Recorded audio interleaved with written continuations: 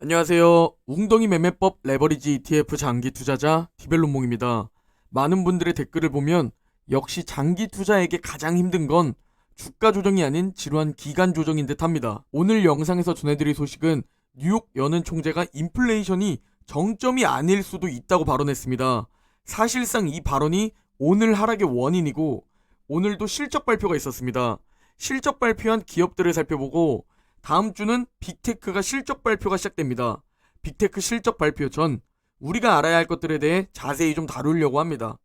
마지막으로 웅덩이 매매법 QLD, SSO, USD, 현재 매수 현황에 대해 설명드리고 오늘 영상 마무리하려고 합니다. 금일 미국 증시는 전일 상승폭을 그대로 내뱉으며 하락 마감했습니다. 금일 하락에 대한 이유는 간단합니다. 어제 상승의 이유가 인플레이션 피크아웃이었는데 뉴욕 연은 총재가 인플레이션이 정점이 아닐 수도 있다고 발언하면서 10년물 국채금리가 급등했고 미국 증시가 하락했습니다. 거기에 오늘 미국장이 부활절로 휴장하면서 어제가 이번 주 마지막 거래일이었죠.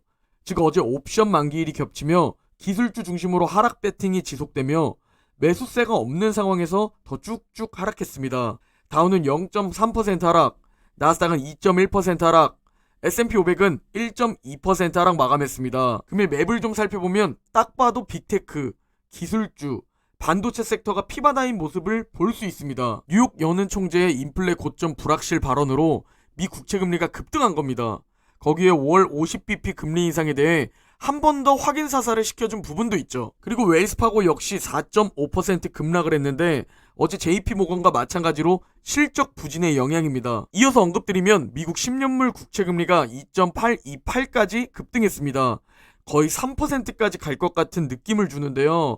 말 한마디 한마디에 모든 게 출렁이는 요즘입니다. 금일 공포지수는 42입니다. 드디어 공포 구간으로 다시 내려왔습니다. 아니 어제만 해도 월가 및 연준에서는 인플레이션 정점이 확실하다 라는 뉴스가 도배되었고 증시가 그대로 급등하며 어제 다들 찐반등이라는 분들 많았습니다. 그런데 무슨 몇 주도 아니고 하루 만에 뉴욕 연은 총재가 인플레이션 정점이 불확실하다며 증시의 분위기를 반전시켜버렸습니다.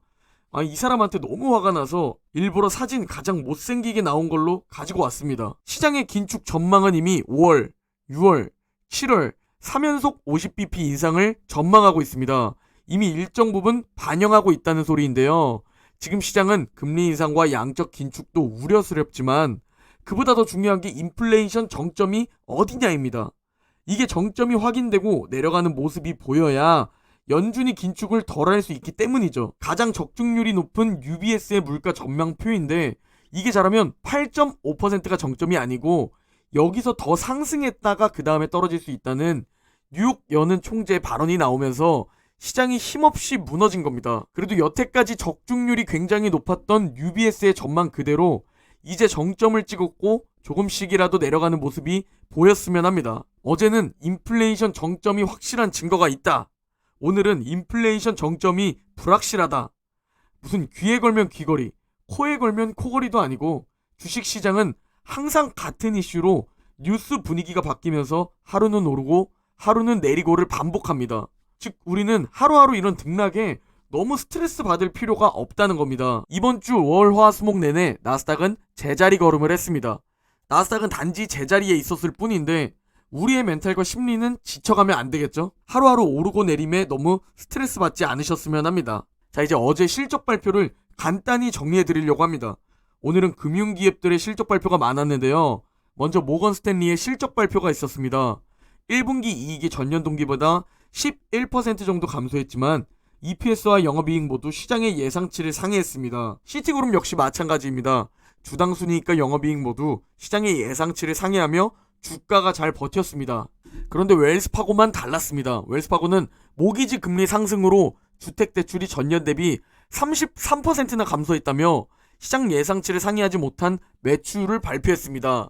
그리고 어제 JP모건의 하락 이유와 같은 대출 손실에 대한 부정적인 전망이 있었고 그로 인해 주가가 4.5%나 하락했습니다. 그리고 작년, 재작년 정말 인기가 많았던 종목 TSMC의 실적 발표입니다. 차트만 봐도 계속 우상향을 볼 수 있습니다. 제가 굉장히 좋아하는 실적 우상향입니다. 호실적을 발표했는데도 주가는 3%나 하락했습니다. 시장 예상치를 크게 상회했는데 말이죠. 이런 호실적에도 하락한 이유는 파운드리 산업에 대한 전망이 악화되고 그로 인해 순이익이 앞으로 하락할 것이라는 전망 때문입니다. 반도체의 고통이 이어질 수도 있겠다는 생각이 드는데요. 생각보다 현재의 악재들이 기업들의 실적에 빠르게 영향을 끼치고 있습니다. 인건비 상승, 인플레이션 상승, 공급망 사태 등 말이죠. TSMC처럼 어닝 서프라이즈는 기본이고 향후 가이던스가 좋게 평가되지 않으면 시장은 냉정하게 선반영해서 주가를 급락시켜버립니다. 그래서 어닝 서프라이즈와 함께 향후 가이던스가 굉장히 중요해진 겁니다.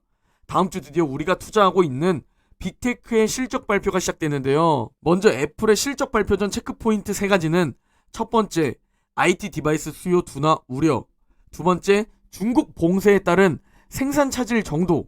마지막, 서비스 매출액 및 유료 가입자 수 추이입니다. 특히 수요 둔화 우려가 가장 걱정되는 부분인데 애플은 세계적으로 점유율이 넘사벽이기 때문에 다른 기업들에 비해서는 잘 버텨낼 듯 합니다. 애플이 못 버티면 다른 기업들도 못 버틴다고 봐야죠.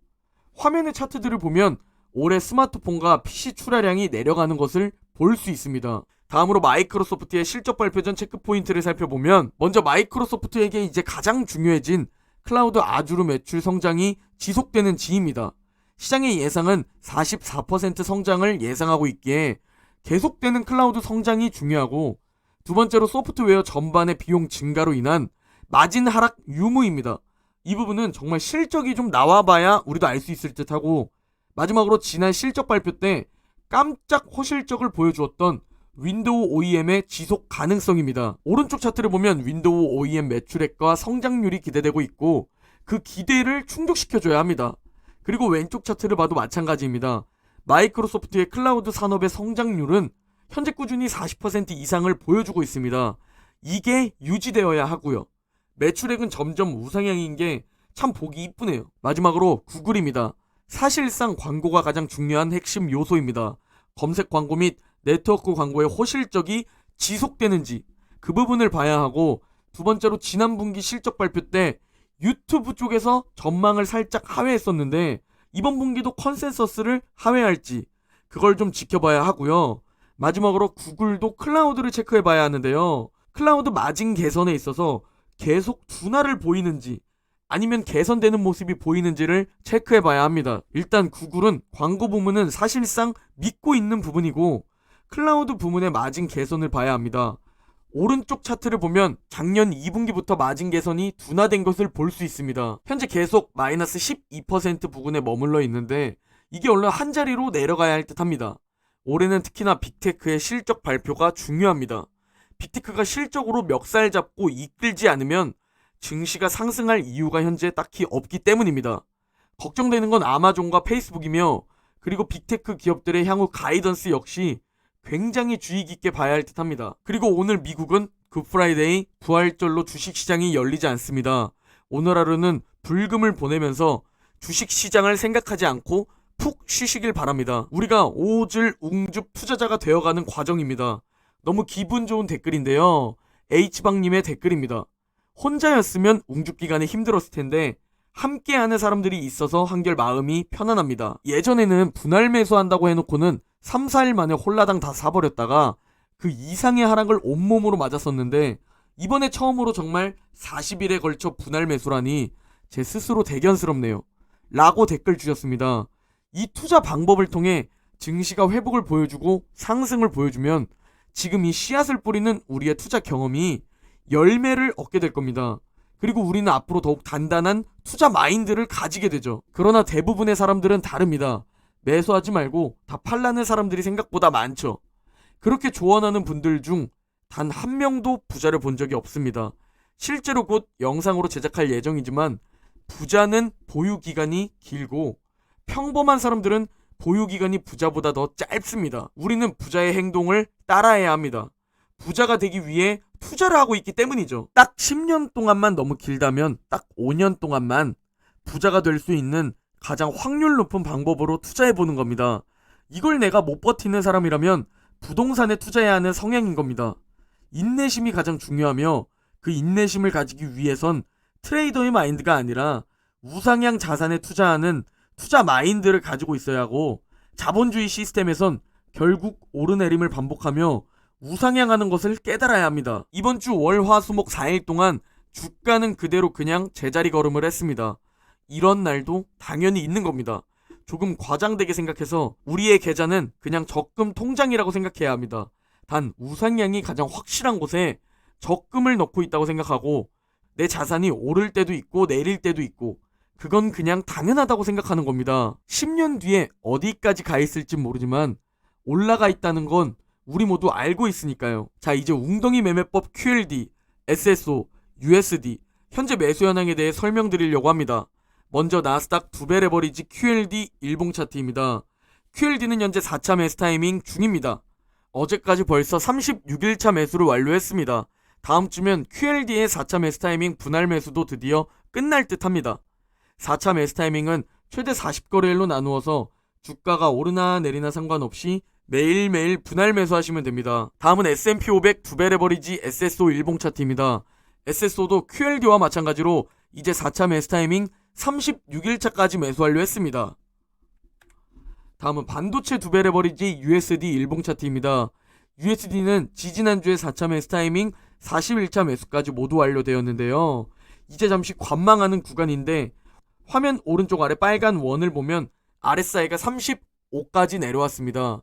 RSI가 30을 다시 터치하게 되면 다시 4차 매수 타이밍 매수가 시작됩니다. 나스닥과 S&P 500은 10년 이상 보유하면 거의 90% 이상의 확률로 수익을 가져다 줍니다. 그리고 20년 이상 보유하면 100%의 확률로 수익을 가져다 줍니다. 정말 우리는 가장 수익 볼 확률 높은 곳에 실제로 성공 가능한 투자 방법으로 웅덩이 매매법 적립식 장기 투자를 하고 있습니다. 그러나 지루함을 이겨내고 하락장의 고통을 이겨내야 하는 거죠. 달콤한 열매를 얻기 위해서 말이죠. 그래서 오를 땐 불타기가 아니라 계좌 상승을 보면서 즐기고 지금과 같은 조정장에서 줍줍하는 겁니다. 우리는 이게 가장 확률 높은 방법이라는 걸 알고 함께 오주룽줍을 말하면서 투자하는 겁니다. 오늘 영상은 여기까지입니다. 모두 오늘 하루만 힘내면 주말입니다. 오늘 하루 화이팅 하시고 내일 영상에서 뵙겠습니다.